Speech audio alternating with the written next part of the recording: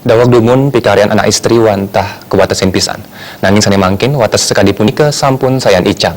Tapi malih sani mangkin anak istri talat akeh nyarangin widang politik. Ring zaman sekadi mangkin gender nenten malih pinaki identitas biar dan struktur sosial. Padahal punika ngawinang sani mangkin anak istri nenten wenten pabinayan ipun sareng anak lanang. Penyerangan anak istri dalam sayang mukuhang kuendanan panegara Indonesia. Kedasaran anda kuendanan penyetaraan gender anak istri dalam presiden becikan pikarian ipun saihang sareng anak lanang. Padahal punika dalam presiden kepanggian yang bidang politik.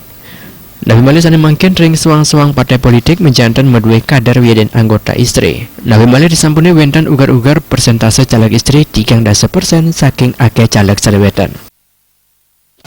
Kalau dunia demokrasi yang kita anut sekarang ini ya, untuk demokrasi yang berkualitas maka memerlukan partisipasi daripada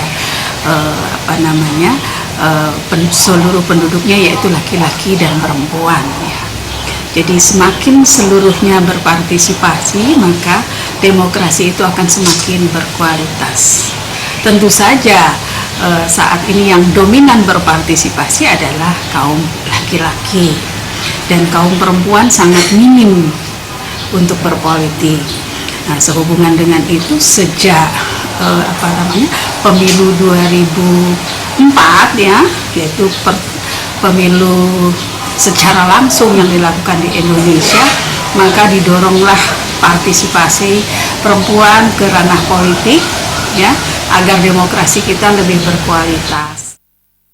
Pendidikan punika nyinayang yeneng nenten wenten diskriminasi majang anak istri saya samian medue lingge sanipata. Nabi malih nenten wenten undang-undang ngupaiketan hak politik yeneng anak lanang patut kutamayang imbangan sarang anak istri. Darte Bal TV.